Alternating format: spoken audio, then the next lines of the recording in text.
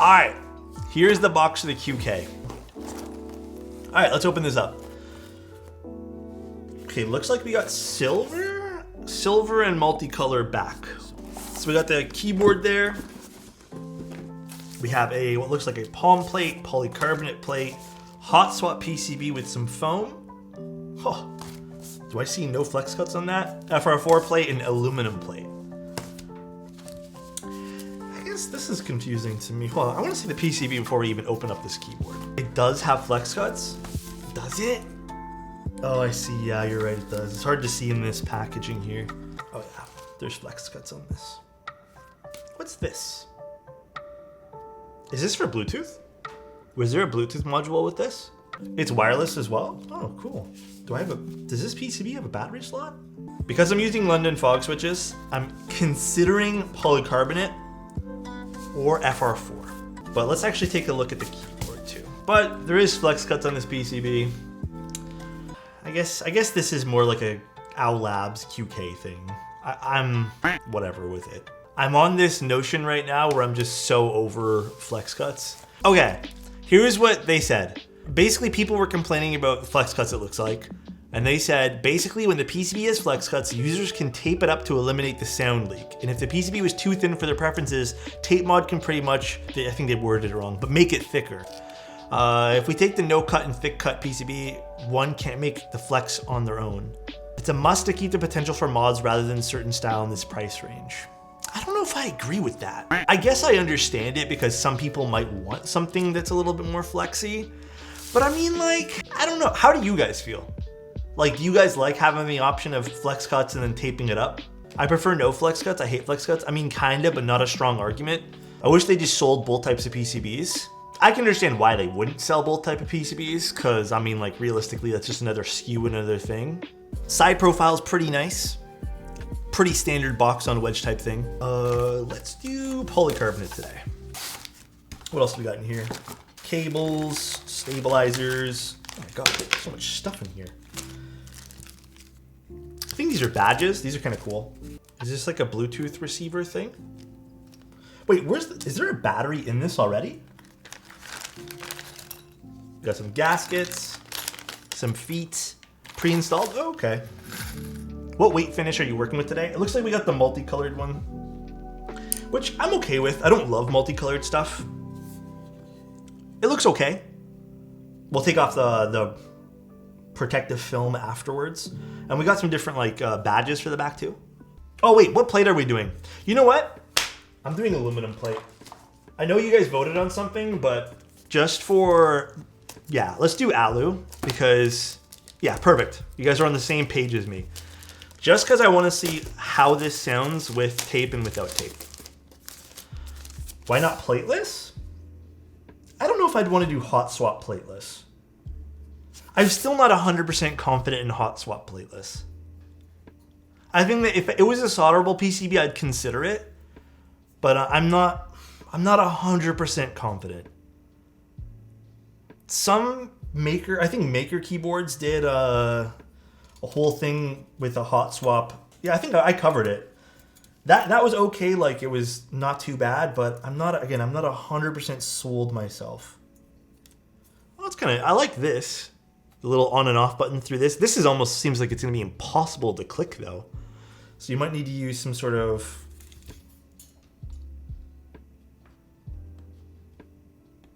yeah, you probably need to use tweezers to get at that.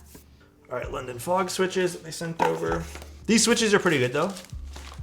Pretty decent stock lube on them. Last time London was this famous for fog was actually the smog in December 1952. Huh? Why is it called a London fog exactly? Need a dedicated MX lock switch for off and on? That'd be nice.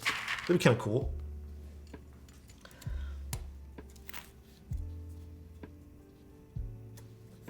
Let me get this like aligned for the first one or two here. Are London fogs Wu Chase switches? No, these are from Owl Labs. Should you ever tune stabs with more grease or just use So, Mango, my whole ideology behind tuning stabs is you do a light coat with dielectric grease. Then you add 205G0 to kind of tune it up. that's kind of what I've been doing and where I think I'm gonna stay at in terms of how I mod my stuff. Alex, what are your thoughts on MX Black plus Alu plus O-ring mount combo? Probably really nice. I mean, I kind of have that with my my unicorn. The softer ones will mute the build a bit more. That's always the case with softer gaskets. They do tend to make the board a little bit, obviously it's softer, but it definitely kind of quiets down the board as well. You know what, let's give this board the best chance possible with flex cuts, no foam at all. Let's do this, yeah? Do you like the QK80 or the Zoom TKL? Oh, the looks of it? I think with the badge on the back, this actually looks pretty hot, like pretty slick. Oh, it's like focusing on the wrong thing here. It looks pretty slick with this on the back, with the badges. Both are nice, I think both are different. The underside is making me feel things I shouldn't feel about a keyboard. Huh? Can I ask, like, what? What are you feeling? I feel like so inclined to not give criticism right now for some weird reason. But my personal opinion is when you have gaskets or mounting points underneath the spacebar, it tends to really stiffen up the spacebar, also making the sound of this seem a bit more flat or muted. Plus, it's not that nice to kind of press down on either. But usually my findings with having anything like gasketed underneath. I always leave every mounting point below spacebars entirely off. Yeah, I usually do as well, but for the sake of just trying this seems modular enough that we don't have to, but we'll just try it with it on. And then we'll make some changes. Usually gaskets underneath the spacebars. So if you've ever seen a keyboard with like a gasket mounting point right below a spacebar, so for example, right here, these two ones right over here, you'll find in some of like the more boutique customs, I'll say that, you'll find them, they get left off. Because even on top mount builds, you'll find that they get left off just because it makes the build too stiff underneath the spacebar, you know? Here's the inside of the keyboard here. There's the diffuser with an LED. I'm guessing this is to stop light leak, which is a welcomed change in a lot of keyboards. I just want to see what's underneath. Do I have to unscrew this as well? Does this get unscrewed? Not a fan of brass. Is the inside stainless? Almost looks like brass. I don't know if these are just magnets. I don't think this is supposed to be taken out, but I'm just gonna take them out just in case. It's stainless steel, not brass? Okay, good to know. Sorry guys for the confusion there. Guys, how the fuck? Oh, there's a screw right in the fucking middle. Jesus. That's what you guys meant by in the middle. Oh, this isn't very thick. Tried KTT switches for the first time today, and I don't think I'll use anything else. They're legitimately really good. I love KTT switches. This is thinner than I thought. So the daughter board does indeed have the JSTs connected to the batteries there. So all that stuff runs on the daughter board. Interesting. Yeah, this is definitely more of a panel. It does have some weight to it. I'm not going to discredit it. It does have a little bit of weight. But not super, super heavy. Cool. All right, let's put this guy in. Batteries only included with wireless PCB. Okay, so that's where they're making the change then. All right, let's put this thing together and then we will see what this sounds like with absolutely zero foam. And then we'll tape up the back to see if that actually helps anything. Ooh, I am seeing some LEDs activate there and the RGB there that immediately turned on.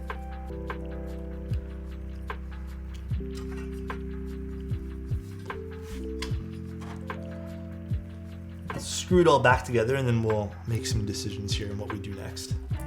Ooh, this is clean. Look at this RGB here.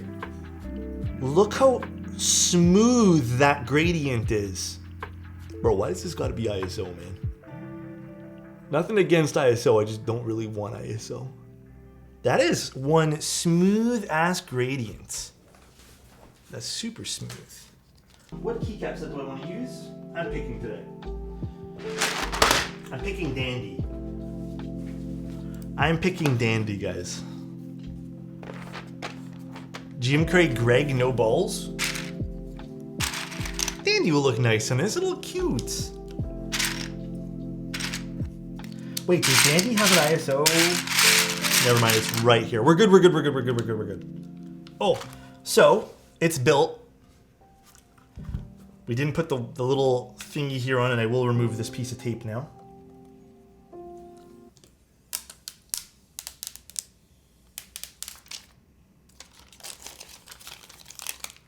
Nice. And then, there's some different badges. They're just different designs on the badges, but I kind of like this one. Ooh, this is kind of nice. Look at this. These badges are super cool, though. I really like these badges. Yeah, this is cool. That just slots into place, kind of like the Matrix keyboards. Very cool. So now we got that all plugged in. That looks super sweet.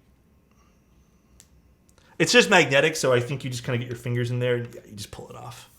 Lick the badges? Huh? All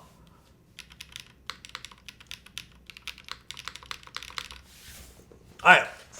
No foam, no nothing. Let's see what this sounds like, shall we? Let's go into this open-minded. Then we'll open it up and then we'll tape the flex cuts and potentially remove the gaskets underneath the spacebar.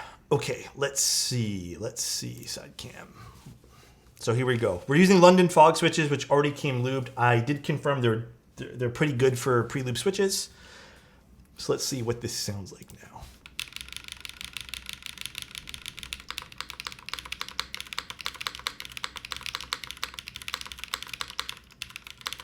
Aluminum plate.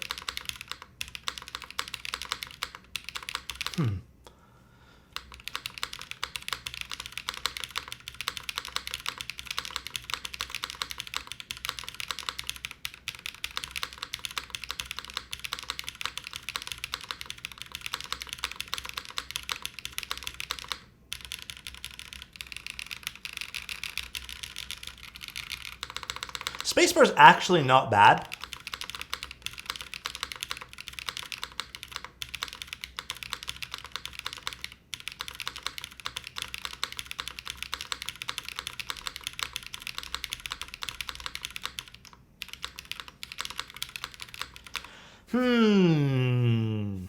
We edit no foams. It's a hollowness. It's a slight hollowness and probably a slight bit of resonance from the flex cuts and everything. So our next step now is to try putting tape on the back, but we'll try the tape first. Yeah, this sounds not actually too bad. It does have a slight bit of resonance in it, as well as a slight hollowness. Now, I do want to point out that when you do use something like tape mod, there is a specific sound profile that I feel comes with that as well. You know, it'd be really nice, since they want people to go this route, if they don't like the flex cuts, if they included pre-cut pieces of tape in the box that could go over this. That would be kind of poggers. What coffee roaster do you have or you have been enjoying lately? Cursu probably is the one I've been enjoying the most. I like the mode coffee too. Actually, that's what I was having tonight. But Cursu is actually really good. Thick enough so you don't see multiple layers. Yeah, a little bit better. Sounds a lot better, yeah.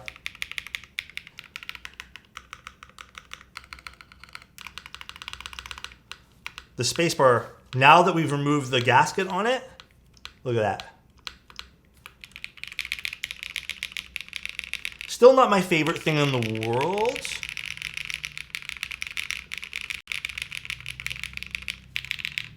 It does, okay, again, my opinion, it does have that like, that certain sound that I was talking about when you use tape.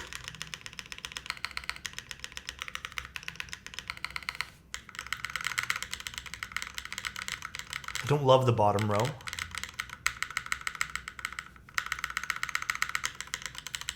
Bottom row is still kind of boring sounding.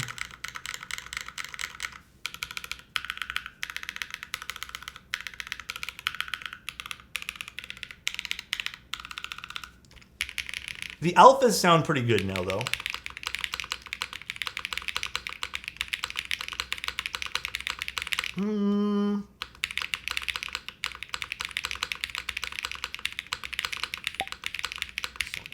Hope you're having a great night, sir. I actually don't mind the spacebar now. I like the way it feels too without the gaskets there. This is exactly what I like in a spacebar personally. That little bit of bounce on a spacebar. It definitely has a bit of flatness to it, sound profile wise. And you know what that might be now? That might be because the PCB is taped up, but it still is, for the most part, a 1.2 millimeter PCB, which I've talked about, adds a little bit of thinness to a sound profile and kind of makes things sound a bit flatter. But have you considered doing reviews like Shubes and use the same switch for every board? Oh man, no. I am not, guys, like, listen, I look at keyboards and I'll give you guys my opinions and stuff, but like my goal isn't not to be like a full-time reviewer. Like I literally actually could care less about, I guess, taking each product and dissecting it to the max that it can. I just like building keyboards. I like being Alex. You are such on a nice stream with you person guys and I love and your talking, streams. but my priority is not to like review things. My priority is to like express my opinions on even client keyboards and just making things sound nice. I like being an entertainer before I like being a reviewer. Not a huge difference, but I am gonna add the foam that goes on the bottom. Can you guys hear my stomach when it starts to growl like that? I'm not hungry, just doing it. All right, the bottom foam did help a little bit.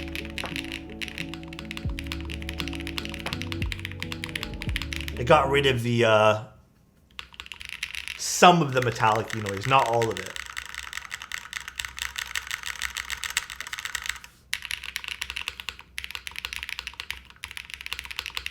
Yeah, bottom row still not great.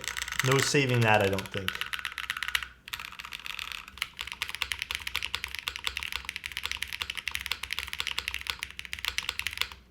My final like thoughts on this, and maybe we can all come to an agreement, is I think for the price point, this is a pretty decent pickup. If you were looking in the market for a TKL, favorite QK board so far, QK80, easy.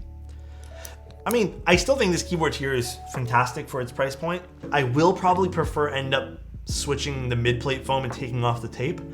Again, there is a tapey sound that I don't necessarily love or dislike, but it's a very particular sound. But this doesn't sound bad. It sounds actually pretty good. See you guys. I'll talk to you guys in Discord, and I'll be online, I think, tomorrow, but I'll have the schedule out tomorrow as well. So see you guys very, very soon. Take care. Bye, everybody. Love ya.